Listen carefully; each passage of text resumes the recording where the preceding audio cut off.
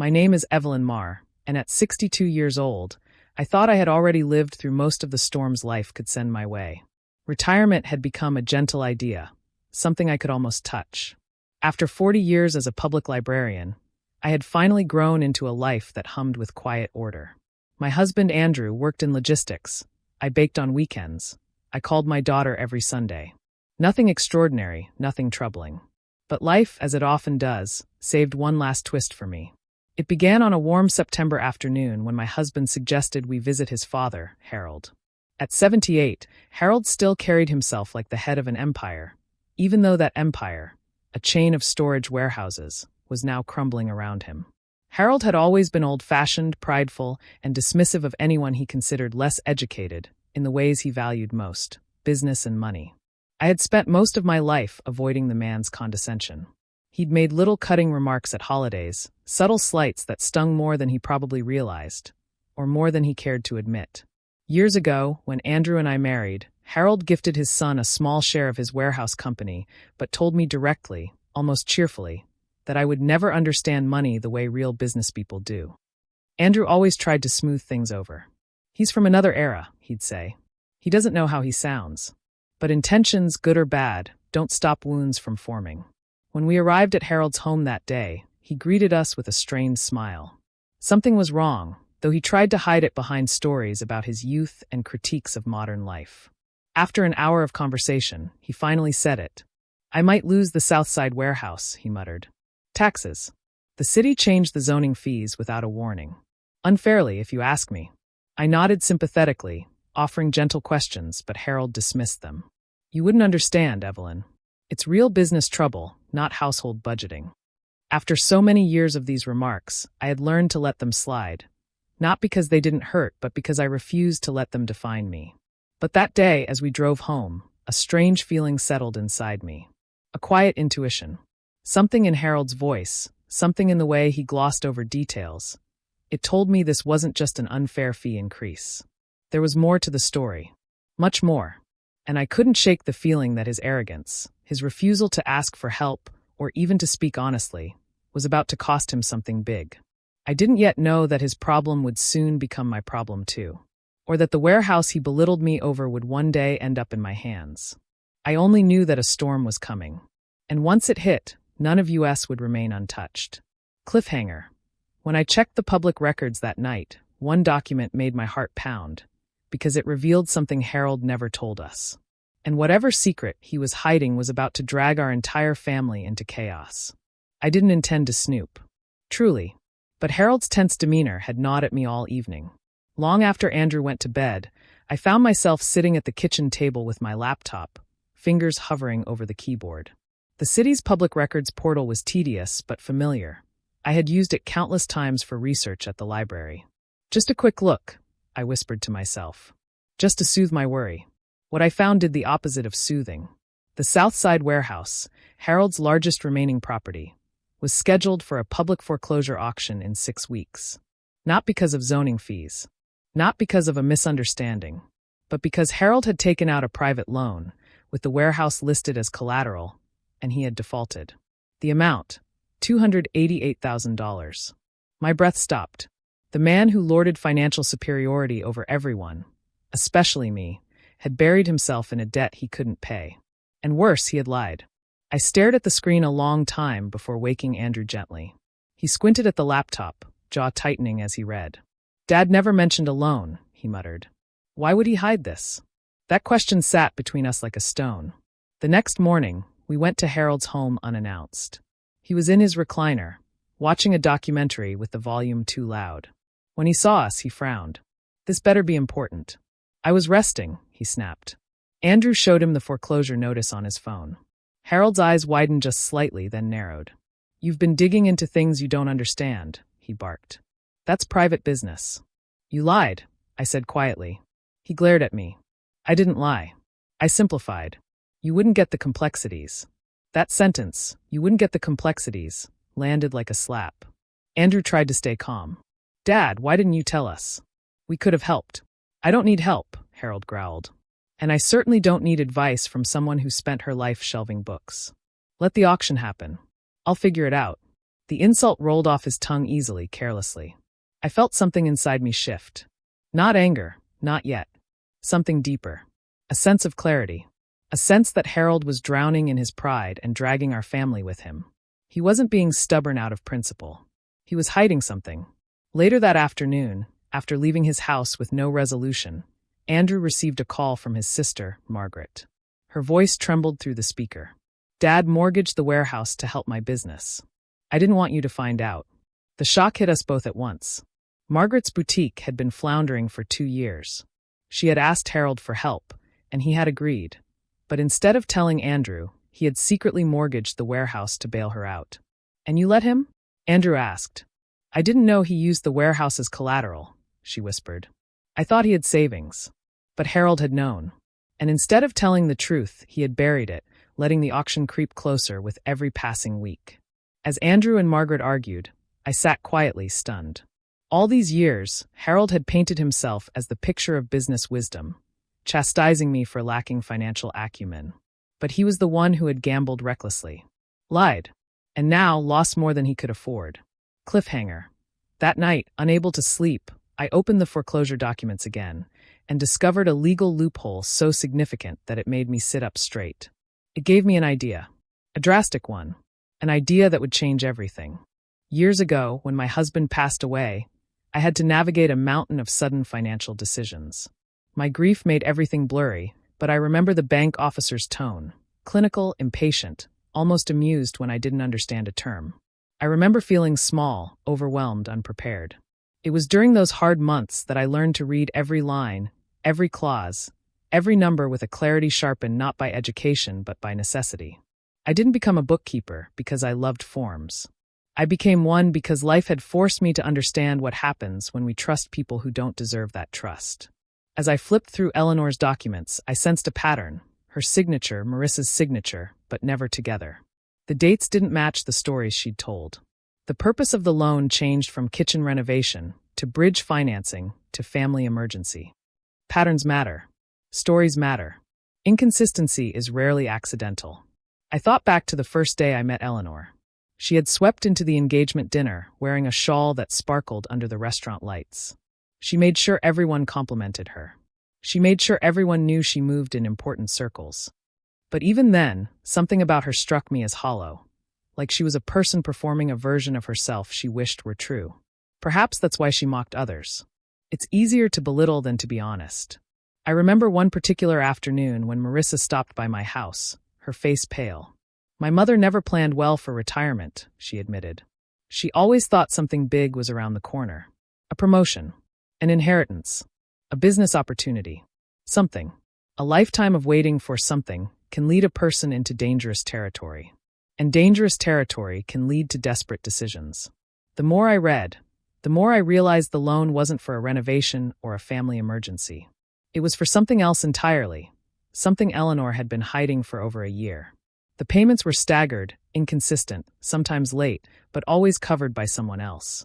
2 names appeared repeatedly: Private Cash Advance Services and Whitford Luxury Events LLC. An event planning company. One registered in Eleanor's name. One that had been dissolved quietly 8 months earlier. A failed business. A secret. A debt she couldn't repay. A debt she had more than once shifted onto her daughter without her knowledge. I leaned back in my chair, letting the weight of it settle. I was beginning to see why she feared exposure. Why she mocked others before they could question her. Why she wanted the payment made quickly, silently. Because once one truth cracks open, the others don't stay buried long. But there was still something missing. A piece that didn't yet fit. A reason why she had panicked now, after months of hiding.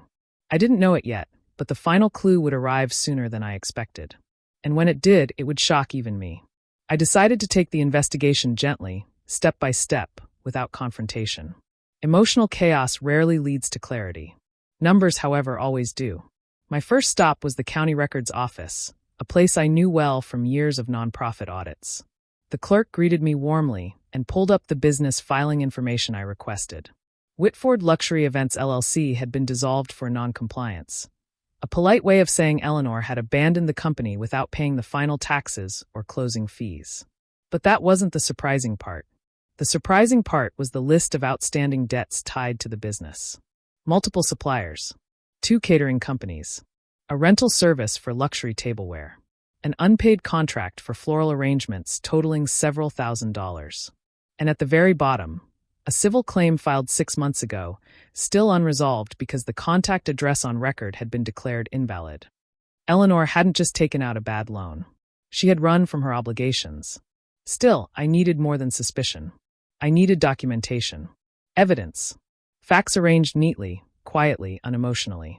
My next stop was the private lending office listed on the loan statement, an unassuming building in a strip mall, the kind of place that preys on the financially frightened. The manager recognized the file immediately. "She's been late 3 times, he told me. "We sent notices. No response." Then she called, very flustered, said her daughter would cover the next payment. His eyebrows rose slightly. But when we called her daughter for confirmation, she sounded confused. Said she had no idea what loan we were referring to. "We thought it was a miscommunication. Happens more than you'd think." I thanked him and left, my mind turning. Miscommunication. Yes. Eleanor's entire life seemed built on miscommunication. Carefully curated, strategically delivered, designed to keep people off balance. I returned home and spread the documents across my dining table. Every page formed part of a larger picture.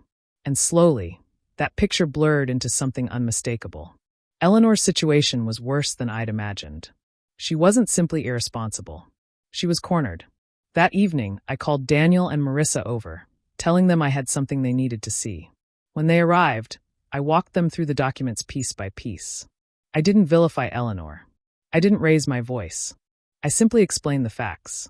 At first, Marissa looked shaken, then angry, then heartbroken. "My mother used my name?" she whispered. "Without telling me?" "Yes," I said gently. "She did." We sat in silence for a moment. Then Daniel asked the question that had been forming in my own mind. "What does she want from us? What's her plan?" I answered honestly.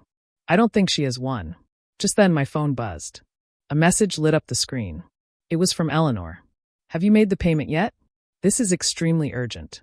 Don't make this complicated." Her tone, as always, was sharp, demanding, entitled. But this time, I didn't feel intimidated.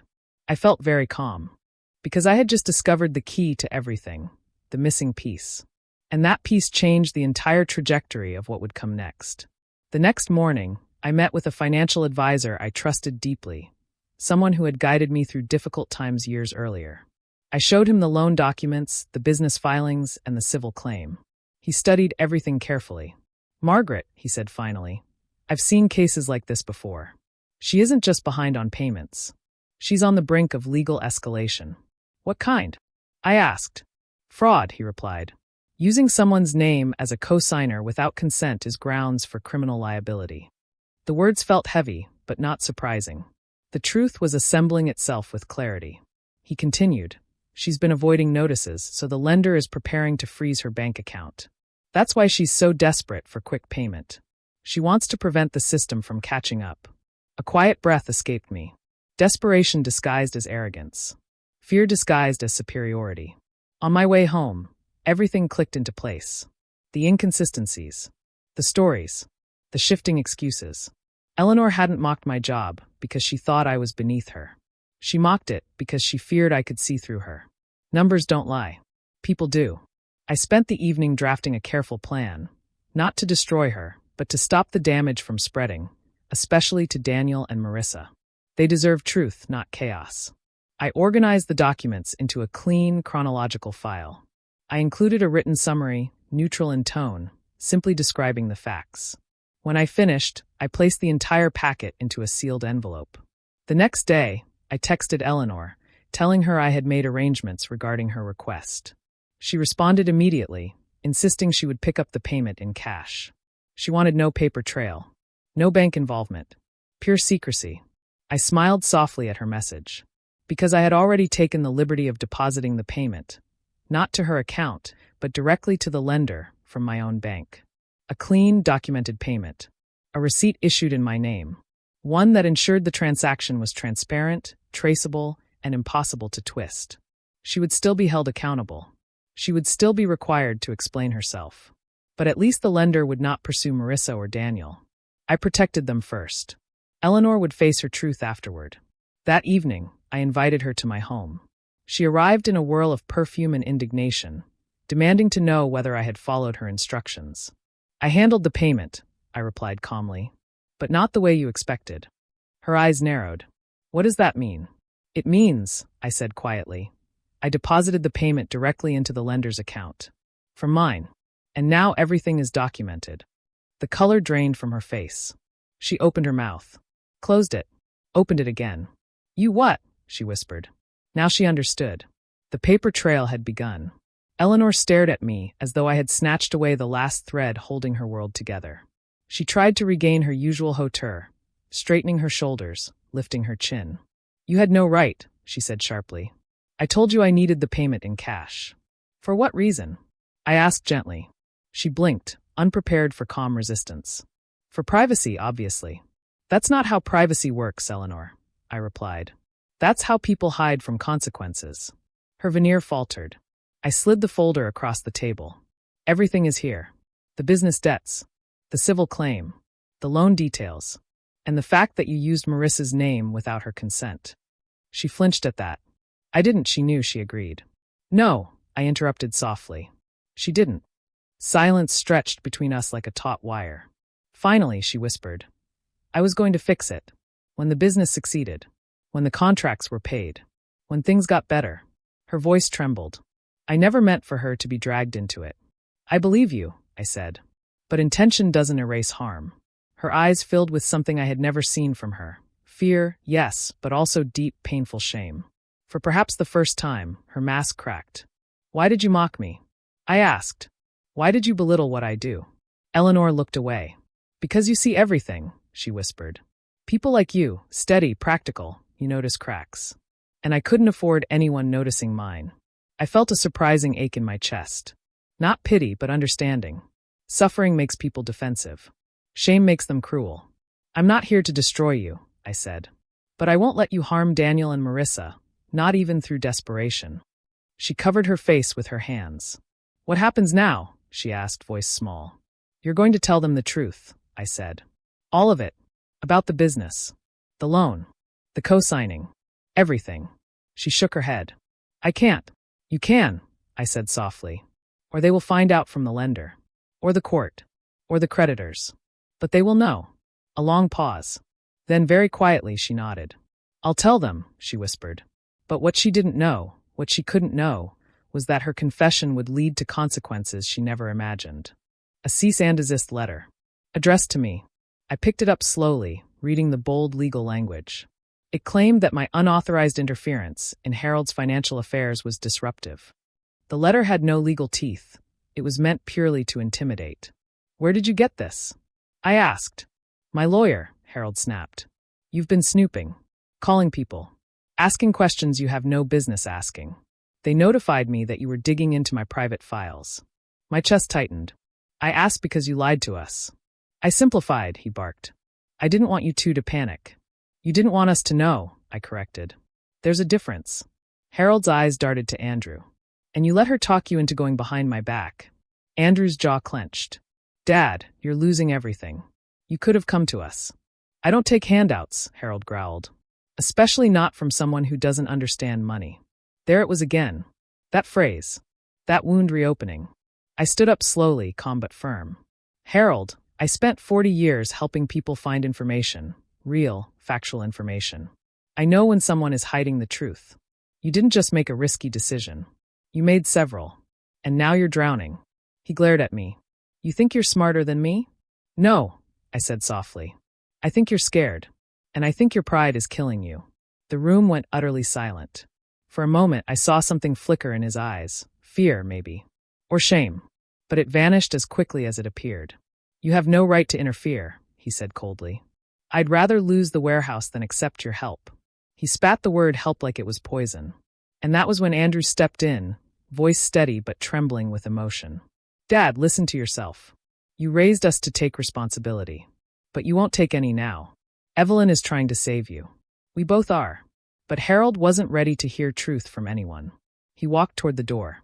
If you bid on that warehouse, you're dead to me, he said. Not shouted. Said. Like a quiet verdict. I watched him walk down our driveway, shoulders hunched not with anger, but with the weight of consequences he refused to acknowledge. I turned to Andrew. If you want me to stop, say it now. He swallowed hard. No. Go through with it. Even if he hates us for it. And so the confrontation ended not with peace, but with clarity. Harold wanted to fall, but we were going to catch the property before it crashed with him. Not for revenge. Not for power. But for protection. And perhaps, in a quiet way, justice. Cliffhanger. The day of the auction arrived. I walked into the courthouse calm and prepared, until I saw who else was there. Someone unexpected. Someone who turned the entire situation from complicated to dangerous. The courthouse lobby buzzed with anxious bidders and murmured conversations. I clutched my bidder's paddle tightly, heart steady despite the storm around me. Then I saw her. Margaret. She stood across the room, pale, fidgeting, clutching her own bidder's paddle. My stomach dropped. When our eyes met, she walked toward me quickly. Evelyn, please don't be angry. Dad told me you were planning to bid. He begged me to stop you. I took a breath. And you decided to bid against me? No, she said quickly. Not against you. Against the lender. Dad said if the warehouse has to go, it should at least stay in the family, but not with you. The sting was sharp, but I stayed calm. Margaret, I said gently, your father's pride is harming all of us, including you. Tears gathered in her eyes. I know, but he's terrified of losing control. He said you'd use the warehouse to humiliate him. Humiliate him. The irony was almost painful. Before I could answer, the auctioneer called everyone to take their seats. The Southside warehouse was the 5th item on the list. I barely heard the first 4 auctions. My attention remained fixed on the strategy ahead. Finally, the auctioneer announced, item number 5, the Southside warehouse, starting bid $76,000. Hands went up. 2 strangers. Margaret. And me. The bidding climbed slowly. 80,000. 90. 95. Margaret looked torn. Each time she raised her paddle, I felt her conflict. She didn't want this fight. She wanted peace. But Harold had pushed her into a corner. At 110,000, one stranger dropped out. At 120, the second dropped. It was just the 2 of us now. Margaret whispered, Please, Evelyn, let me do this. I met her eyes. If you buy it, your father loses everything else. All his remaining assets will be seized. He'll be homeless. This wasn't the right way for him to fix things. But I will make sure he's safe. She hesitated. The auctioneer called, 120,000 going once. I raised my paddle. 125. Margaret stared at me, tears forming. Then slowly, painfully, she lowered her paddle. The room held its breath. Sold, the auctioneer declared, to bidder number 36. Me. I exhaled deeply. A mix of relief, resolve, and heartbreak washed over me. The warehouse was ours. The debt would be paid. Harold's remaining assets, his home, his car, his future, were protected. But saving someone doesn't always mean they'll thank you. When we arrived home, Harold was waiting in his driveway, arms crossed. His glare cut through me like a knife. So, he spat, the librarian thinks she's a businesswoman now. I stood tall. I bought your warehouse to keep you safe. To protect the last things you still have. He stepped closer. You embarrassed me. You humiliated me in front of my own daughter. No, I said quietly. You did that to yourself. Your pride did that. Your lies did that. For once, Harold had no comeback. No insult. No belittling remark. Just silence. A long, heavy silence. Then he turned away and walked into his house without another word. Cliffhanger. 2 weeks later, Margaret showed up at my door again, this time with a folder in her hands and a frightened look in her eyes. Evelyn, she whispered, Dad wants to see you. And he said it's urgent. What he told me that night would reshape everything we thought we knew and bring the story to its final reckoning. I found Harold sitting at his kitchen table, looking smaller than I had ever seen him. Not physically, emotionally. His pride had deflated, leaving behind something raw and human. He gestured for me to sit. For a long moment, neither of us spoke. The house seemed too quiet, as though holding its breath. Finally, Harold cleared his throat. I reviewed the auction records, he said. You paid $125,000. The warehouse is worth 4 times that. I nodded. He looked down at his hands. Trembling hands. You saved me, and I treated you like you were the enemy. I didn't respond. The apology had to come from him willingly, not pulled or prodded. He continued.